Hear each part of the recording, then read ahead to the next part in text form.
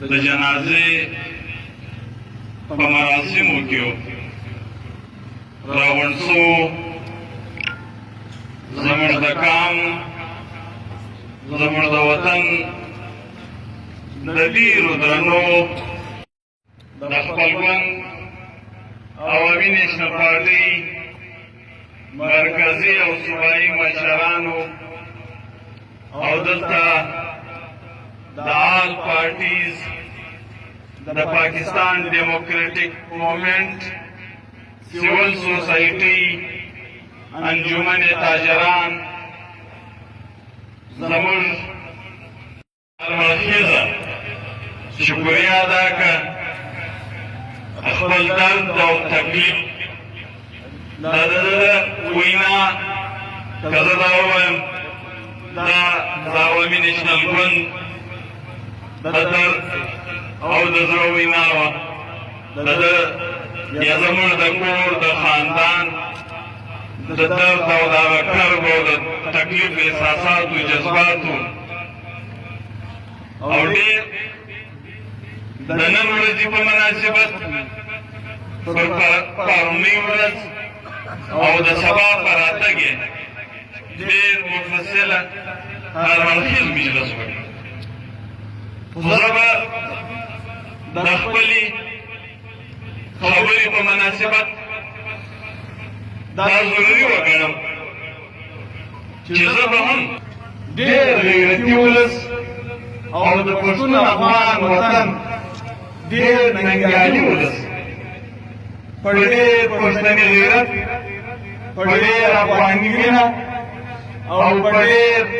د کرامت او ورورولۍ قربانیانې د مړه سره په دې ناسته کې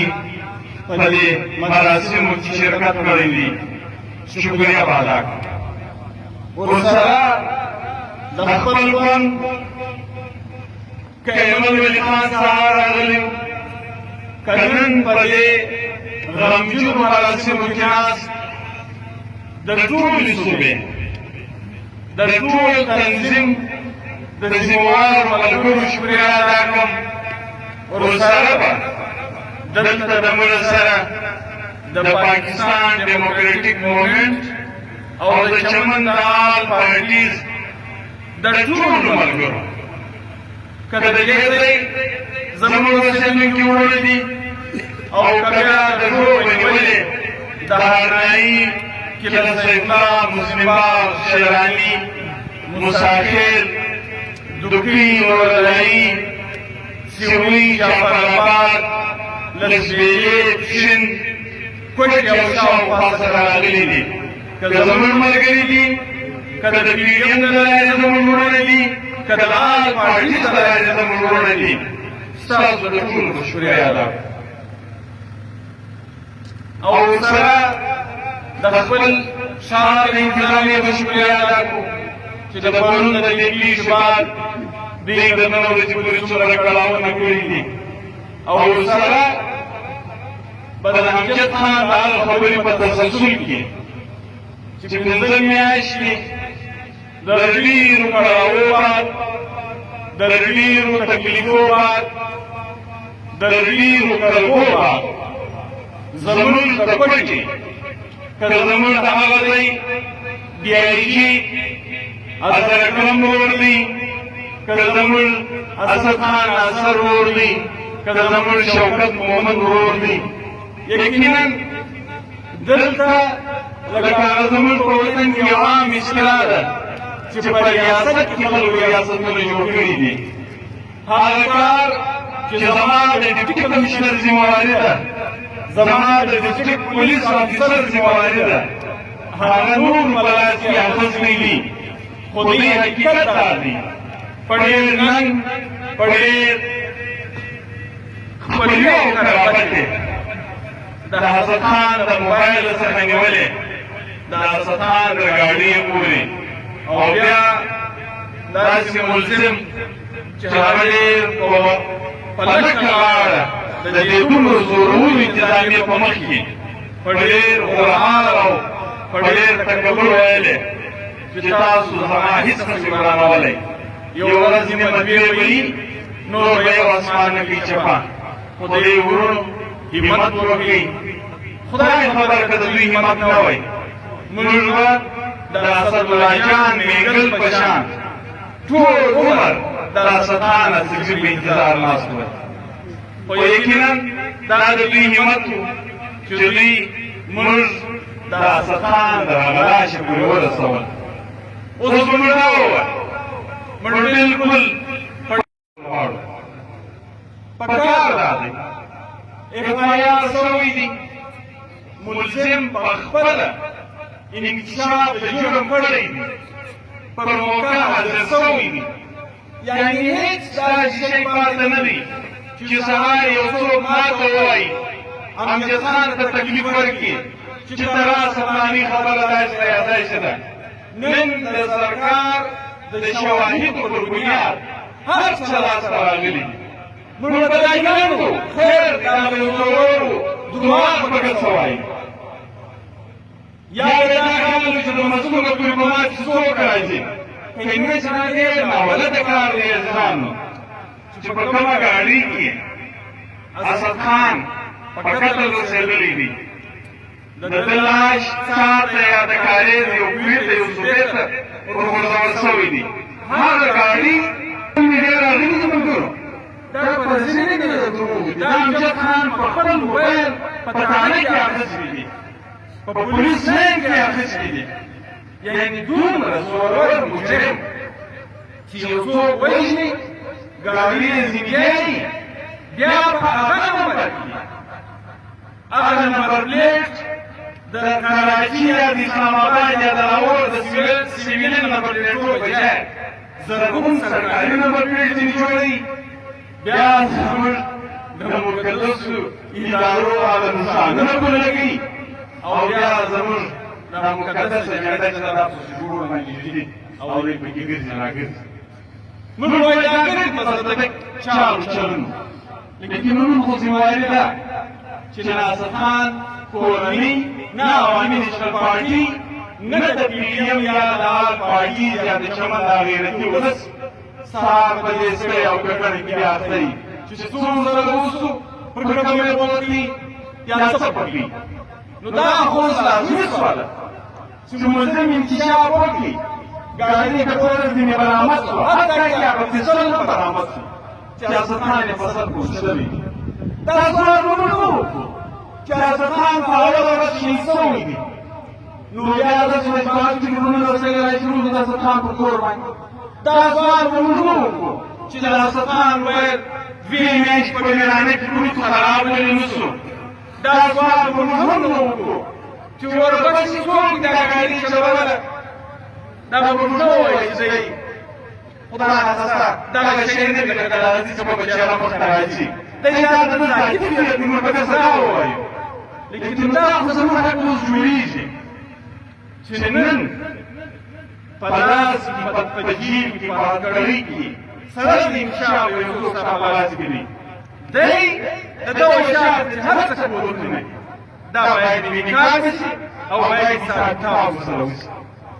یعنې اوس خو دا هم نه ویل کېږي چې دا ته په مغز باندې وسوله چا وکړه ولې وکړل چا ولاړ چا وصال چا خاد چا اټیک خو بس لاړه ضرورت سوال دا موږ نه وایو دا په دې شهر کې شهید شو یعنې زموږ د ذمهوارو انتظامي افسرانو په دفترونو کې خبرې ناولدې خبرې کولې ټیک په بس لاړې په شپه کې وو که سره د بلې دنیا خلک راغلي نو دا ښار یې خرابوي نو نن خو سړی هم د لیوزو باقاعده ملازم دی پکې والد کې دی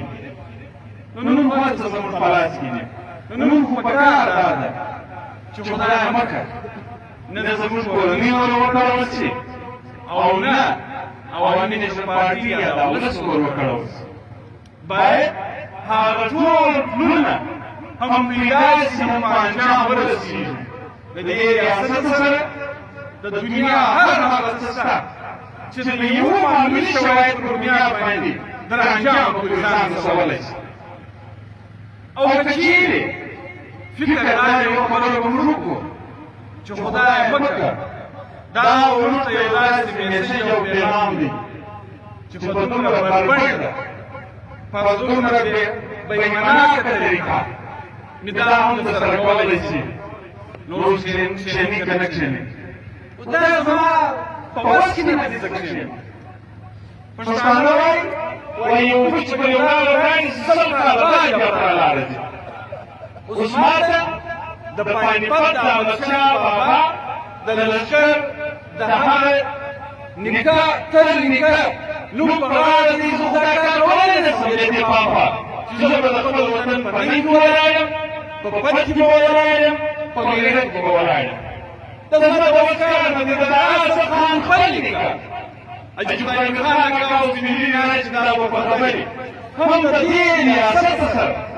د نفرت او جنګ پر بنیاد نه کال او کندهار کې جلاوطني زندګي یې امام خان کړې. دا خدای شي دي زه مو یم خدای نه خطر یم،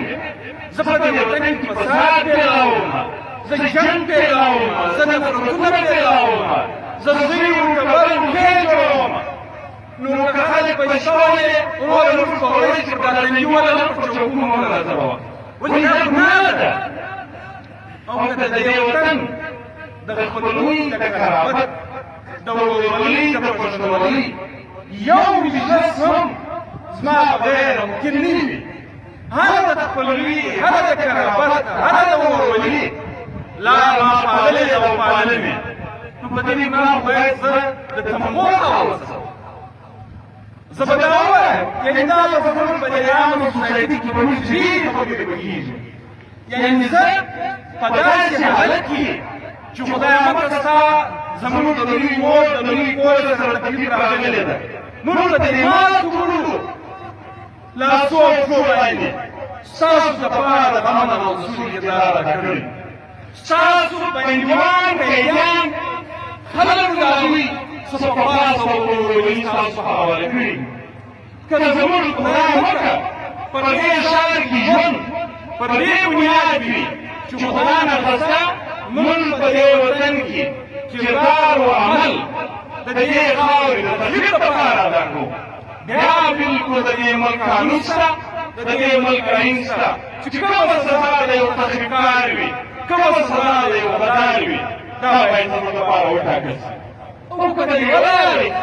زما یو پل نشته، او چیرې د ورورولۍ پل وي، چیرې د خپلوۍ پل وي، چیرې د پښتونولۍ پل وي، زه پکې حاضر یم، زه پکې ولاړ یم. نو زه ولې په دا یم، زه ولې په دې یم، زه ولې په 10 کاله کې درې داسې جنازې پورته کومه چې په یو نه ماتېږي، په بل لاس پرې کېږي، په بل سر پرې کېږي، نه د ترکیې سره یې پرېږدي، نه د علم سره یې پرېږدي، نه د سیاسي ورکړ پرېږدي. او دا خو ما سره د جمالخان اکا سره خبره کوله، اسدخانو د دوی کور یو په یو محله کې دي. ما ویل جمالخان اکا ډېر وخت مې د دې مالک سره تېر کړي. یعنې اسدخان داسې سړی و، دا د جمالخان اکا ماته الفاظ دي، وایي د میوزیک ښار او د ګیلې د اسدخان تکلیف چا نه شي احساسولی. د دې ورورولۍ خبره، د دې پښتونولۍ د خبرو نه شوه، ډېر دام ګران ده. ولې دا کار خو د پلار د نیکه په میراث کې راپاتې، او دا هم ګرانه ده چې هره ورځ مو په کور کې ژاړي، هره ورځ یې منېدل وي، هره ورځ چوپه کېدل وي، هره ورځ ما سره حساب کوي. ما ویل یاره څومره یتیمان در پاتې شول. ولې امجد خان دوی خپل کور امجد خان دغه سالري دي، د روټین د دفتر او د کچاري. اسدخان د دې کور مالي وارث هم، د مشرتوب وارث یې هم. په دې قسمه ته کبار و، که تاسو باور وکړئ چې زموږ په هره خبره به د څه سلام. اوس د دې بچیان مطلب سره یې همکار دي، اسدخان او وزیر دي، لیکن دومره ووایي چې بیا هم فخر به دې کوو چې داسې بابا وارثان یو. تاسو باور وکړئ ډېر شیان به د نور خدای مخه شوي وي چې د باچا خان د سیاست خبره پکې نه وای، د عدم تشدد خبره پکې نه وای، د افغانیت او ورورولۍ خبره پکې نه وای، ډېر څه وسوي زه تاسو ته په ایمان وایم چې د ملالۍ شهادت وسو د دې بنیاد د ورورولۍ پر بنیاد د پښتونولۍ پر بنیاد د افغانیت پر بنیاد باندې موږ ته لاسونه راځول چې بس دی هر څه درته ولاړ خو موږ نه دا زموږ وطن دی دا زموږ هدیره ده په دې کې موږ ژوند وي د یو ولس سره موږ ژوند وي او هغه چې شته چې سړی د خپل ګوند د خپل رهبر د فخر افغان باچا خان په فکر او په سیاست سوچ وي نو سړی وایي دا خو ویني دي چې سره د دنیا هر څه د سړي په خوله ورځي د سړي په ماما ورځي برداشت دی او د خبرې وو د جمهوریت وو د افغانیت د ورورولۍ په بنیاد وټاکل نو زه ستاسو د ټولو یوه بیا د زړه له تله شکریه ادا